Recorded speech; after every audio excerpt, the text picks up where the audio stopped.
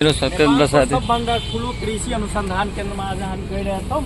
यो कोशी प्रदेश नभएर नेपालकै सबभन्दा ठुलो हो। यो तरहरामा रहेको छ। इटहरी र यो धरानको बिचमा पर्ने यो नेपालको उन्नत जातहरूको धान तथा यहाँ माछा पालन र माछाको अरू भेराइटीहरूको पनि यहाँ अनुसन्धान हुने गर्दछ। अब तपाईहरुलाई भित्र गएर के कस्तो छ भने हामी देखाउने नै छौँ। तबसम्मको लागि यही धानहरू छ। यहाँ सबै थोक यो साइड बिल्डिङहरू छ। अब कुन कुन बिल्डिङ हो भित्र गएर थाहा लाग्छ। क्यान्टिन कहाँ छ? क्यान्टिन अनि हाम्रो साथीहरू चाहिँ पहिले नै पुगिसकेका छन्। हाम्रो सरहरू स्टाफहरू सबैले टिचरहरू जति छ हाम्रो। यो रोड भयो। रोड त अब अलि बिग्रेकै हो। मान्छेहरू आइरहेको छ। भर्खर हामी बसबाट झरेको छौँ। विराटनगरबाट आएको छौँ कलेजबाट।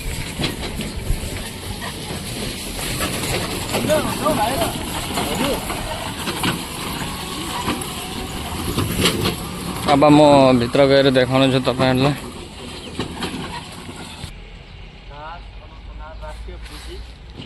यो कृषि अनुसन्धान निर्देशनालयको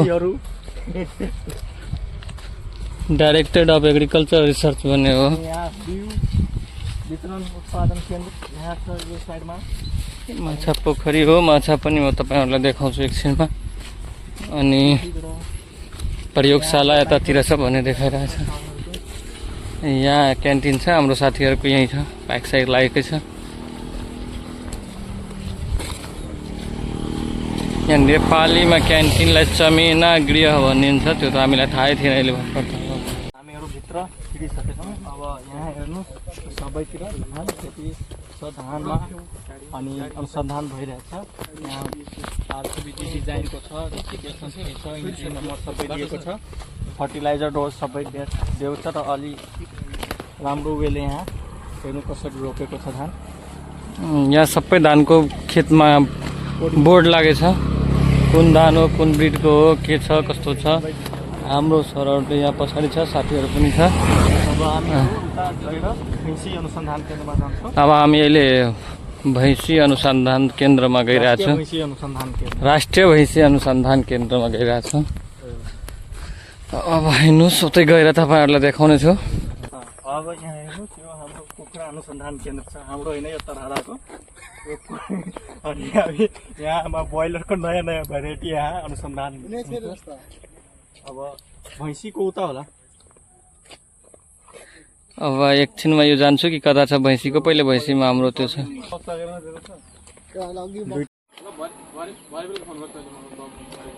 अब तपाईहरुलाई बागवानी अनुसन्धान केन्द्रमा हामी देखाउँछौँ। यो हाम्रो तरहराको अनुसन्धान केन्द्रको यो हाम्रो बागवानी अनुसन्धान इकाइ छ। Horticulture research unit. अनि उतातिर हर्टिकल्चर रिसर्च युनिटको घाँसबाली प्रदर्शनी स्थल। उता हेर्नुहोस्, उता हेर्नुहोस् क्यामेराम्यान फोकस। यो हाम्रो राष्ट्रिय भैँसी अनुसन्धान केन्द्र कार्यक्रमको धानबाली प्रदर्शनी स्थल हो।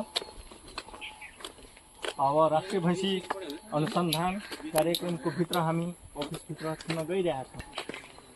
नेसनल हिल्लो रिसर्च प्रोग्राम यो हाम्रो राष्ट्रिय भैँसी अनुसन्धान कार्यक्रम सम्पूर्ण भैँसी मुर्रा भैँसीवासीहरूमा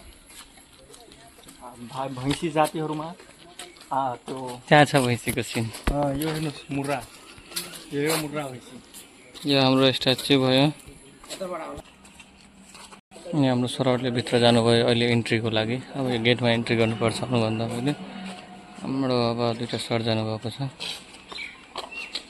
त्यो भैँसीको स्ट्याचु हो। कति राम्रो बनाएको छ।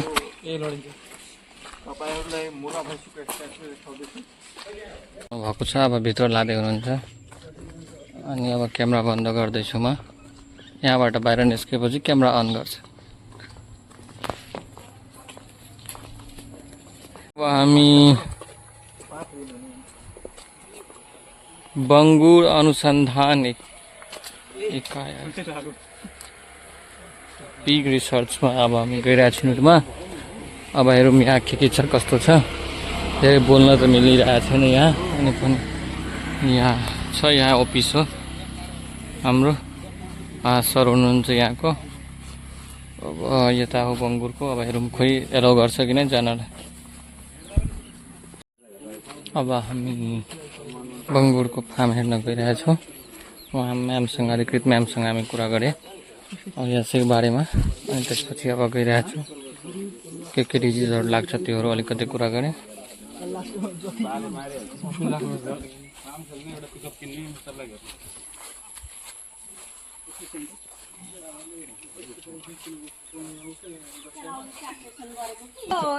यसको हर्निया थियो क्या हर्निया त्यो डिजिजमा लेख्नु हर्निया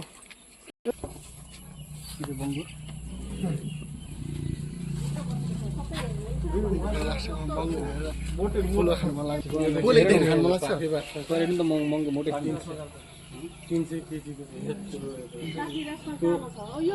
पेटारी भएको हुन्छ नि छाती पेटी लागेको सेतो त्यो हेम्सारको यो थुतुनामा हुँदैन हैन कालो सेतो हुन्छ नि एउटा थुतुनामा सेतो हुँदैन हेम्सारको चाहिँ त्यही हो अगाडि यो हाफदेखिको सेतो त्यसोमा त त्यो केही दिन सक्यो भने आएछ सबै कुरा मिलेको छ भने दिनमा 1 केजी बढ्छ सबै अमृत यो पनि ठुलो त्यो ठुलो हेम्सार त्योभन्दा ठुल्ठुलो हुन्छ यो त अलिकति बुढो भइसकेछ त्यो अलिकति भइसकेको छ उक्नेस कलिङ गर्ने बेला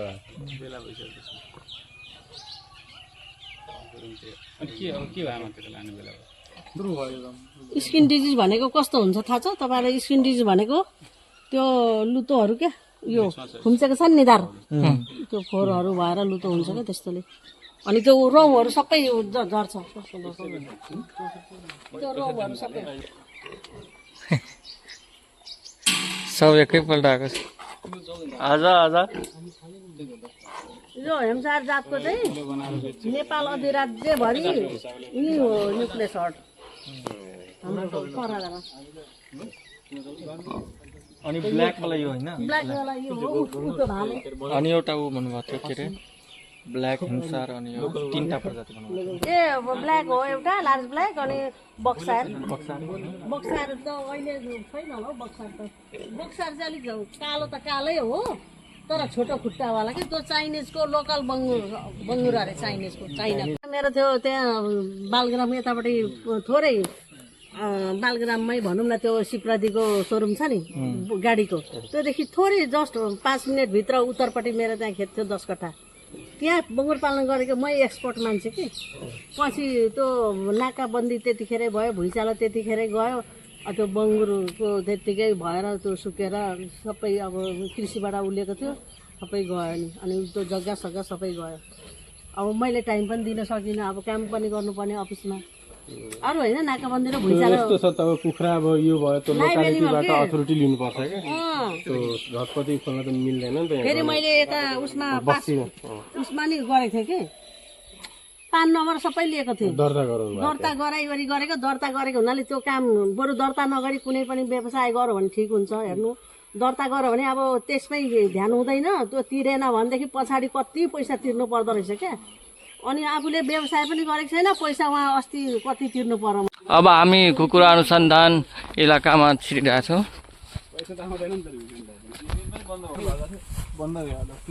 सबजना हामी भित्र गइरहेछौँ।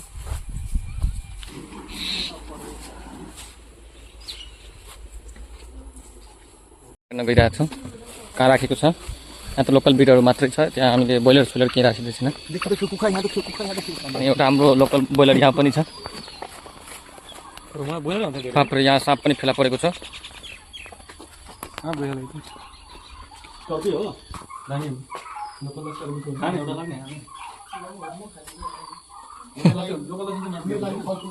सबै टर्कीहरू हो धेरै यतादेखि उतासम्म छ। क्या गर्नु दाना मात्रै छ त्यहाँदेखि उता फेरि 3वटा कोठालाई तपाईँको त्यो अदुवा छ त्यहाँदेखि उताको अदुवा र बेसार छ अनि लास्टमा यहाँ आएर यो 5 नम्बरको लागि अदुवा बेसार ल्वानको तेल मिसाएर सबै छ। त्यस्तो किन सबै सरकारी रिसर्चको लागि हो सबै रिसर्च त्यो दुईटा त बाइक छ त्यो मिसिया छ अहिले 4,000 यो रिसर्चको हो सरको रिसर्चको लागि हो। यो दानाहरू हो जुन दाना भन्नुभयो सबै यहीँ छ। अनि हामी अब अर्को यो लोकल कुखुरा हो। यो कुन ब्रिडको हो के गिरिराज हो यो? भयो 6 वर्ष 7 वर्ष भइसक्यो यो चेन्ज गरेर आएको नि यही छ अनि 6-7 वर्ष अन्डा दिएको छैन त्यो तपाईँको 6 महिना दिन्छ 6 महिना दिँदैन होइन 6 महिना दिएपछि हामी चल्ला यहीँ निकाल्छौँ तर यहीँ छ निकालेर त्यो चाहिँ आफूलाई राखेर नि अरू चाहिँ बाहिर किसानलाई दिनु त्यसलाई दिएर चाहिँ अनि त्यसलाई फेरि त्यो माउलाई हटायो हटाएर फेरि त्यही बच्चाको उत्पादन गर्ने फेरि त्यसलाई माउ बनाएर राख्नु यसको सुलीहरू सफा गर्नु के छ तपाईँको यो सुलीहरू सफा गर्नु छ नि त सुली सब चेन्ज हुन्छ नि कस्तो सफा गर्नु यो त अब सुली चाहिँ चेन्ज हुँदैन होइन जब यसको यो चाहिँ अब जब यो हिलो हुन थाल्छ नि जब हिलो हुन थाल्छ सुक्खा नभएपछि यसलाई सोधेर फ्याँक्ने फेरि अर्को भुसाल्ने चुनाहरू हालेर अनि चुली यो यहाँ बाहिर जाँदा नि उसमा बालीमा जान्छ त्यसको यो तिनी यो र पल्लो कोठाकै हो अनि तल्लो यसमा पनि सेम छ त्यो माथिको जस्तो रहेछ कि दाइ अब एक्चुअली भुइँचालो आयो भने त सबै झर्छ यो वाल सब के छ तपाईँले खाने तरिका के छ सबै हामीले नि खाँदाखेरि पनि हामीले दिने राख्छ त्यही हो ए अनि यो बन्नै होला नि दाइ कसरी अब हेर्नु गइरहेको छु मान्छेले खानु मिल्दैन हामी सबैले दिने नै त्यो स्याक्ने लोकल लोकल खानु मार्ने खाट्ने केही त गर्छ नि कतिसम्म कति हानि गरेर जान्छ नि त कुखुरालाई कुखुरालाई त्यति साह्रो गरेको नि चल्ला अन्डा खाइदिनु खाँदैन त्यस्तो गर्दैन त्यो छैन खाँदै छैन सबै देखा पऱ्यो भने गोमान त गर्छ यति नै 4 लिटर फार्मको यति नै छ अब अरू ठाउँमा हुन्छ अब